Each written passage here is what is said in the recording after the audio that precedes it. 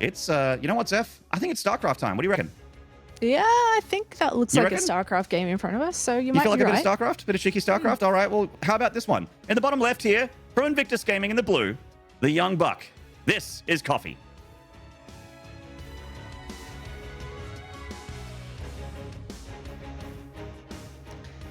And up here in the top right, this is his teammate in the red, XY. Yes, yes, yes.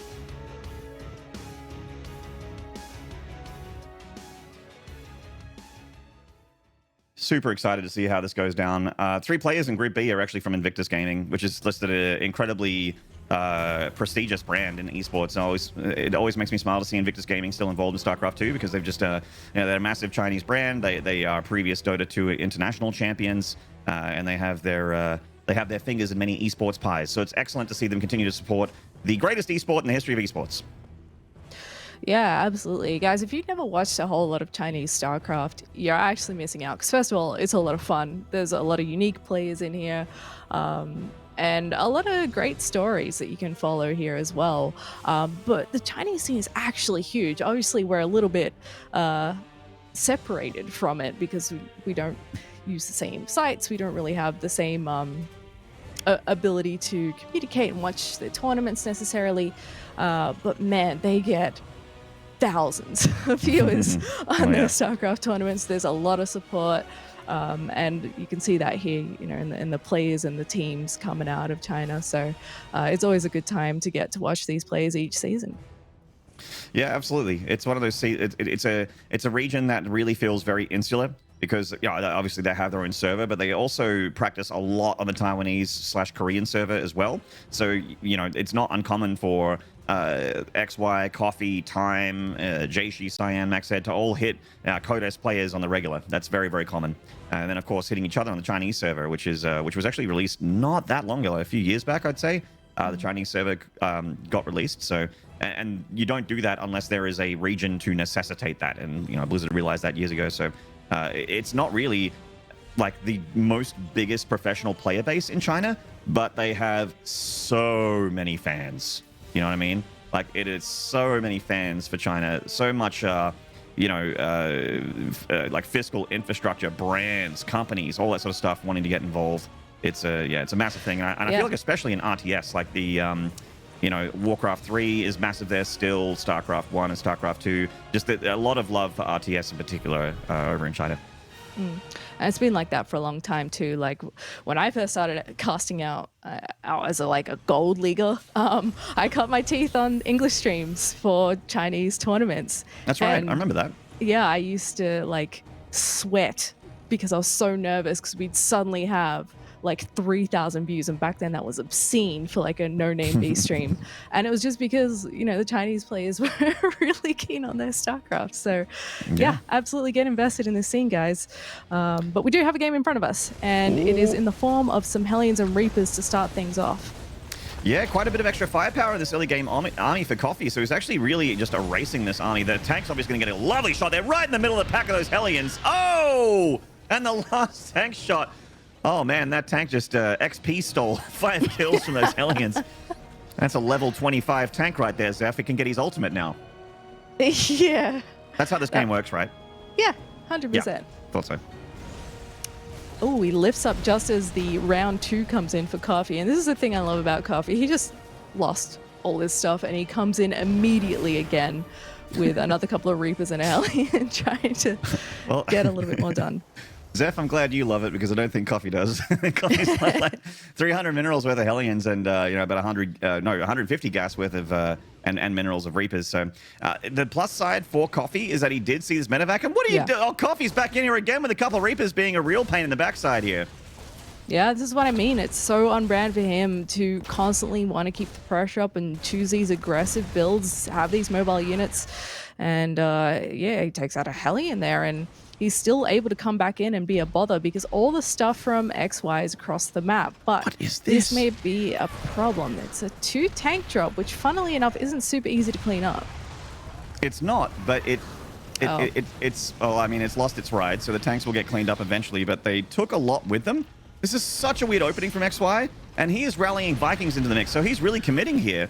landing the Vikings to buffer for these SCVs against the tanks. Gets the defensive tank of Coffee. The old man still got it. 1 hit point and tank in the backline there. And now he's pressuring the natural. This is really wild. Those tanks are so bruised, but Coffee has very limited ability to clean those up. Like he could, yeah, maybe land his Vikings or something to polish them off, but he can't get close enough. There's Marines rallying in now on top of the one Viking that's still there. Obviously, there's more getting rallied across the map here too, and Coffee desperately wants to be mining from this base, but I don't think he's even going to get to use that tank. No, he's not. He gets one shot off, I think, but it just XY's build. I feel like that tank was just a stiff breeze from falling, and if that backline tank went down, maybe we see Coffee hold there. But XY was just balanced on a razor's edge on how close it was to just cataclysmically failing or winning him the game. It was like it was going to go either way because of how massive an investment it was after taking that that early game trade. But Coffee, like you mentioned, he wants to put on pressure and be in his opponent's face. And he was definitely like that in that game, but I think in that particular game it was to his detriment. He stayed way too long in the Reaper Hellion phase of the early game TVT. And even after seeing the medevac, I'm pretty sure he saw the medevac, he just didn't seem to have a countermeasure ready for it. Got a little bit greedy there. Yeah, just too deep. Imagine if he still had some of those units from the start of the game. And I like the harassment here, but ultimately, as you said, XY had other plans. He was already across the map here, and Coffee seemed to try and intercept that a little bit. Yes, he gets the medevac, but the rest of the fighting force is already here. He can't clean it up. He's trying to fight with SCVs, and he actually just didn't have enough stuff. It's really what it came down to. Yeah. The SCV wrap around the tank would have been fantastic, and it would have done the job here. Like, oh, SCVs against tank, that's terrible. That's actually completely fine against tanks, especially when there's nothing to buffer for them. But unfortunately, the Vikings arrived at precisely the moment when those SCVs wanted to just be dealing with tanks. It was just, again, like balanced so trepidatiously on like a really small edge there for XY and for Coffee. If those Vikings didn't arrive when they did, if the tank didn't if there was one more shot from one Marine on that back tank, maybe the game keeps going. Maybe we're still casting it right now. So a good build from XY, but also I feel a little bit lucky that Coffee's response was not, spectacular. Yeah, I mean, that's TVT. Sometimes it can be over really quick. I just think XY just knew exactly what build to pull out there. And I'm sure these guys have played a bunch of times to probably hit each other on ladder. So that helps you to tailor your build in a tournament setting to what you think your opponent is going to do for each map. So perhaps that's an experience thing from XY, but nonetheless a well-earned win. Potentially. Well, we're going to take a short break, guys. When we return, let's see if Coffee can tie it up. Don't go away. We'll see you then.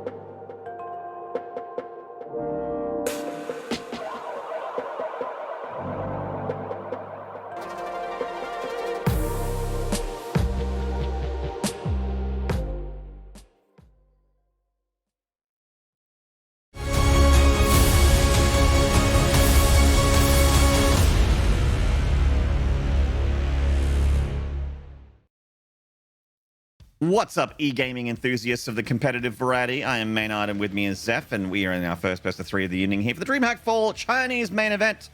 And it is, of course, Coffee up against XY, the old Terran going up against the young Terran. Coffee, who, of course, got to top 3 last season. Zeph, is this going to be a sit-down kid match where XY gets the 2-0 and Coffee's like, oh, damn, I have a lot to learn still? Or is this going to be the Maverick Renegade Coffee says, nice try, old man, and then just like, you know, run circles around him and then XY falls over because he's, you know, ancient? It feels like it could go either way. I mean, the first game was a bit of a bop. It was a weird one though. It doesn't give me like 1000% confidence that XY is gonna slap him down, but maybe we'll be proven wrong on our Coffee hype train here. There's only one way to find out, Maynard, and it may be here on 2000 Atmospheres. Indeed. On the top side here, looking to tie up the series from Invictus Gaming. This is Coffee.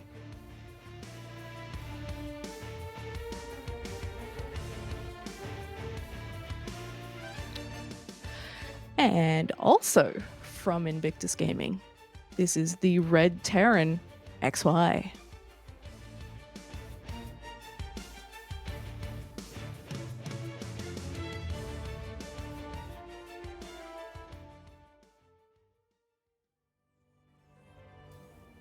All right.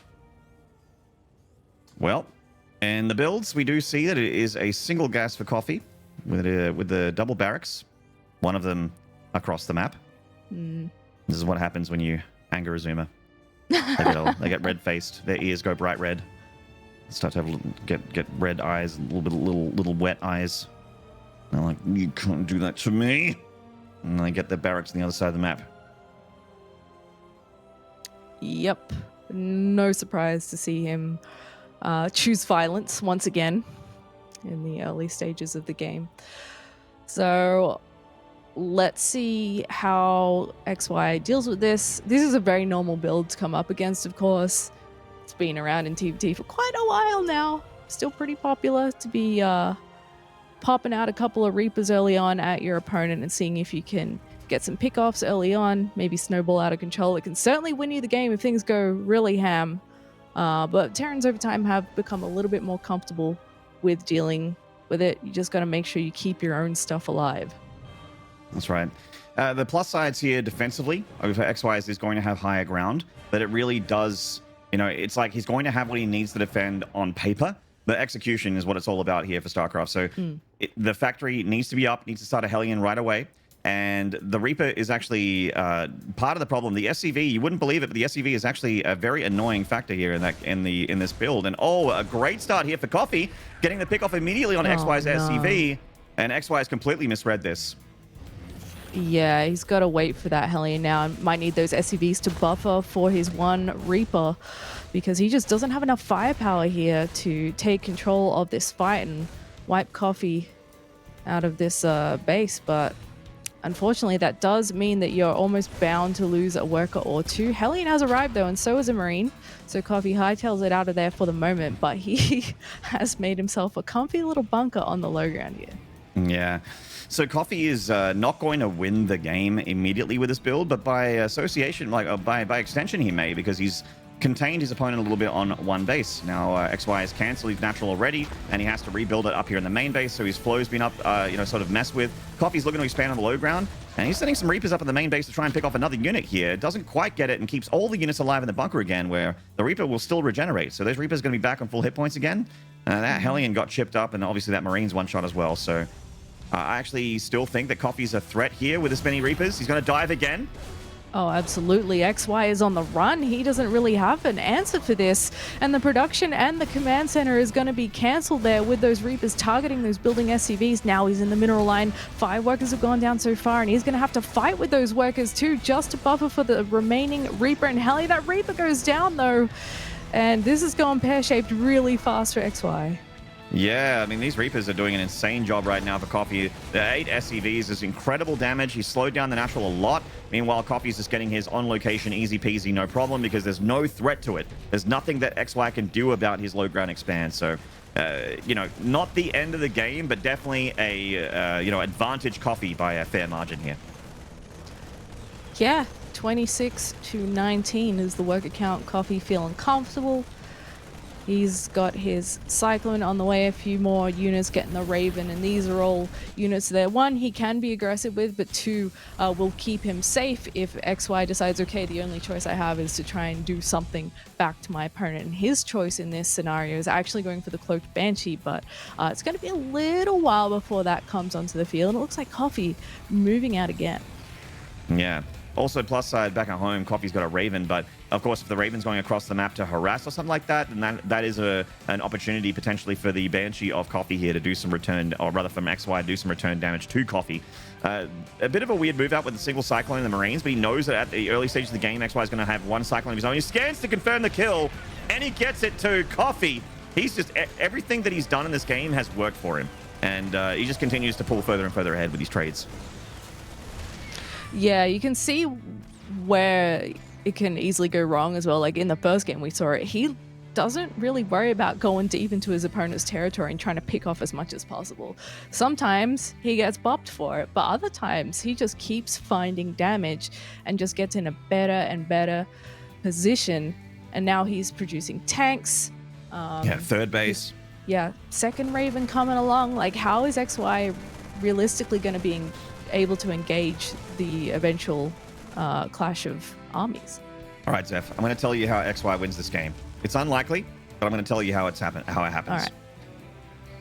Coffee moves out with his army, doesn't look at it for 1 second, and because it's TVT, goes into siege tanks and loses it in the middle of the map. That is how Coffee loses this game. All right? Yeah. But if his opponent's sitting back in the natural and he has way too much firepower and these Ravens and he's bringing the fight to XY, yeah, I'm with you. Like, I don't see XY winning this battle. Like, he has no air units. I mean, he has a Banshee, but the Banshee can't stop the Ravens. Like, he's going to have to just lose his tank defensively here to the Ravens' just interference matrix, and then, you know, then he's up against just superior firepower from Coffee. This push looks very deadly. And he's only now getting his own Raven is XY, and he's moving forward, seeing, okay, you've scanned me, clearly something's coming, but how's he going to react to this? The Marine's actually out here in no man's land for a second. All right, finally pulls those back, but the one tank there has already been disabled. Second one comes down to join the fray, but he's going to lose that tank on the front line. Banshee back there is just kind of tickling a supply depot. Yeah, it's on A move, so it went straight into whatever was closest, went for that depot there. Now it's killing some SCVs, but you know, XY needs to kill like an entire mineral line here to make this you know, equitable for him. The push has slowed down a bit in the natural. Oh, Banshee nearly got out of scan range. Not quite. There's another Banshee in the main still killing SCVs, but you know, Coffee is again like way ahead in supply. The Banshee escapes the scan though, and I think he's out of scans. Yes, the Banshee just goes back in. This is actually quite annoying for Coffee to have to deal with this. He can't scan for quite a while, so that Banshee's going to be real pain. TVT. I love it. Well, at least something is going in XY's favor here, right? He is racking up the kills like no tomorrow. Now, Coffee was fairly ahead, so he's only just now dipped below the worker count of his opponent, and that will continue until these missile turrets get up or a scan comes, whichever one's first. But hold that thought, XY is moving forward aggressively into Coffee's army. He uses the Ravens here as well, but Coffee answers back with his own, and it looks like, does Coffee just have enough to break through? The answer is yes. And that was really what that game was all about. You know, you can do a lot of economic damage to your opponent. What Coffee did at the start of the game, which obviously snowballs a little bit more the earlier the game the damage is, but you know, people would be looking at that and going, what, XY's killed so many SCVs, but they're equal on workers. It's like, yes, but he wasn't killing the army of Coffee, and that was the problem, is that the army of Coffee, when he was moving out, the reason why I said that, I'm like, I think that, you know, XY's dead here, this push from Coffee looks not holdable, is because his army just looked way better. He had the two Ravens, plenty of energy. He had the tank advantage. He had the Marine advantage. And there was just nothing that I saw. Like, maybe if there was a reacted Vikings coming out or something like that for XY and he could afford that, then maybe he holds. But yeah, one Raven in his own, not going to cut the mustard. Yeah. At that point, he was relying on Coffee making a mistake, basically, or you know, choosing the golden moment when he unsieges or something to pounce on it. because the amount of damage done here was just far too much, and that's really all it is. You know, he's really behind from the start, and yes, there are scenarios where you can come back, but when you're stuck in your natural, you're the one that eventually has to respond to this threat, and you can only back up so far before you got to be like, okay, pick everything up, let's go for it. Yeah. I mean, he backs up, but unfortunately, when push came to shove, XY made the call. He's like, all right, I need to pull the trigger here. I need to get rid of this army. Otherwise, I'm not going to be able to win this game. And unfortunately, just didn't have enough there. Just didn't have the firepower to break through that push of Coffee, which ended up winning the game. And now we're going to game 3. And I kind of thought this would be the case. I thought it would go to game 3. And I do think that Coffee's going to win in the end. That's why I picked him. But I tell you what, that game 1 from XY and also game 1 from Coffee to a lesser extent, like I always want to praise the player that won rather than criticize the player that lost. But you have to, you know, it has to be said that in game 1, the decisiveness and the, you know, intensity of Coffee was actually to his detriment in game 1. And it looked like a lack of patience. But in game 2, that intensity and that lack of patience was actually, you know, his benefit. So really is a big question mark what game 3 is going to look like for me. Yeah, a bit of a double-edged sword there for him. And map number 3, if I remember correctly, is Jagannatha? Yes, Jagannatha, correct.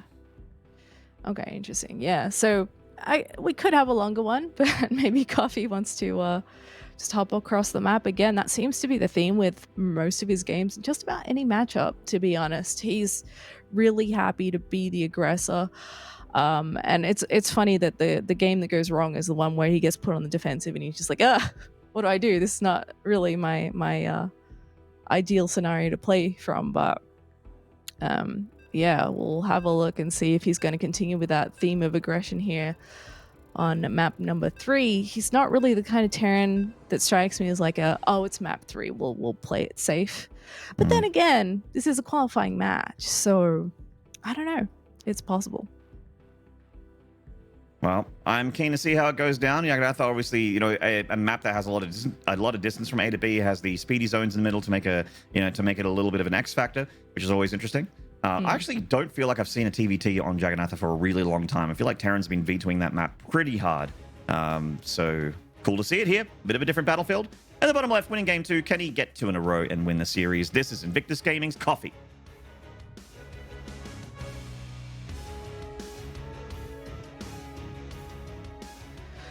And over here in the top right, once again, his teammate, this is XY.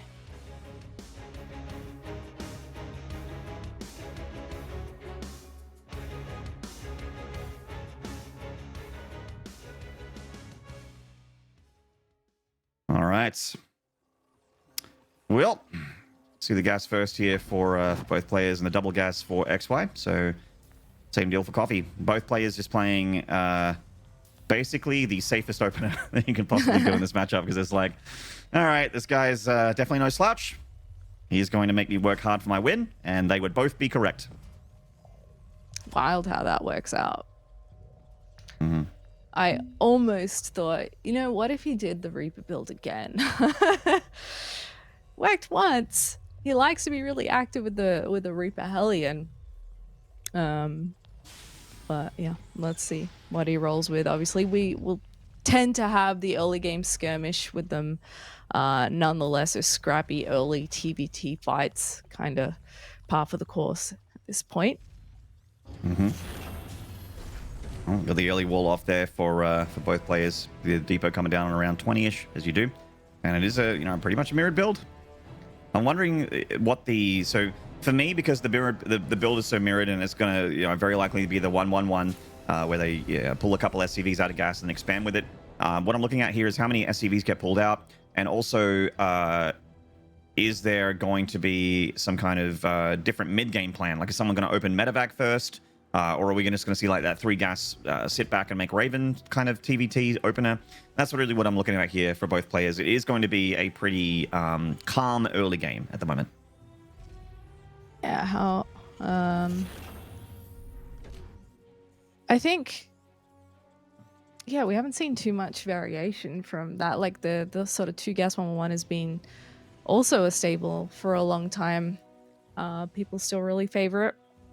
So Let's see what they end up rolling with here as the game progresses, and they do get their initial units out on the map. And by the way, the loser of this match still has a life, right? So That's right. it's not the be-all end-all here. Obviously, if you don't have to play another match, then great. But it'll be a TVP for whoever does not come out on top here. That's right.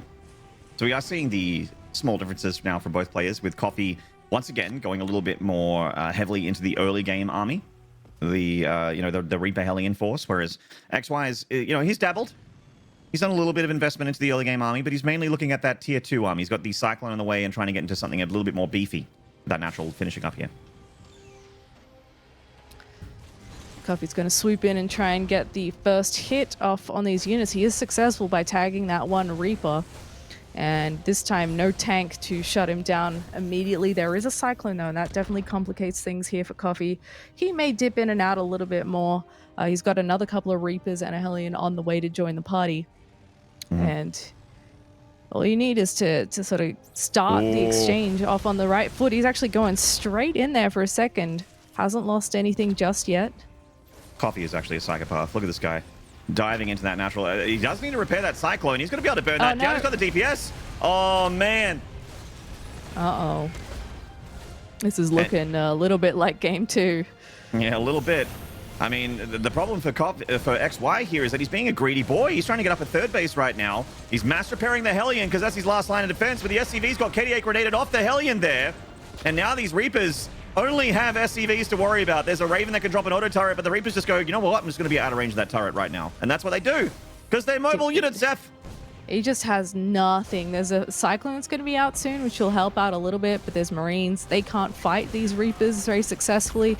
As more pop out, things will get easier now, and he will be able to finally clean this up, but losing so many workers, and there's potentially more. These SCVs are so bruised that some of them only need half a hit to go down, so he racks up an incredible amount of kills off that exchange. Yeah, so people will look at this and go, why isn't he leaving? It's game 3 of a tournament game where they're playing for thousands of dollars. That's the answer to your question. So I'm just getting that out of the way.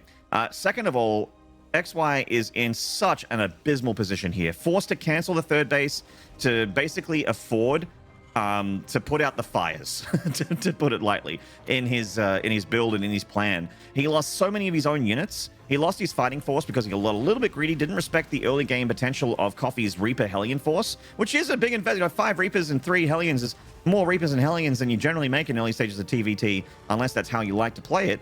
And now he's completely crippled. He is 16 workers behind in a mirror matchup at less than 6 minutes in, which is just a catastrophic position to be in economically. And yeah, it looks like he just didn't end up bothering with that third CC in the end, being like, I am very poor. But Coffee, he's got a third CC. It's almost done. He's got a fighting force. He's got 3 Ravens, and his opponent is only just now starting to get one out. So this is a similar scenario where Coffee is going to keep the aggression up. He's going to arrive with a chunky force, take position out the front of the Nat, and XY is going to have to scramble to find an answer, and he just doesn't have the numbers.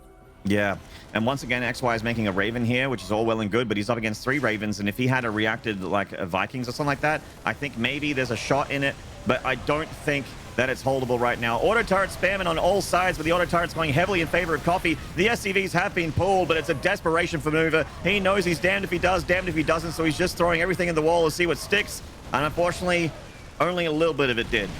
And he needed a lot more of that to stick. He lost way more SCVs. Now there's a 50 to 22 worker lead here for Coffee, and his army is still not cleaned up. Yeah. Coffee loses the tank, doesn't really care because he can still move forward, still get kills here with the Vikings rallying in. And that is too much for XY. The veteran is taken out by the Zoomer. Coffee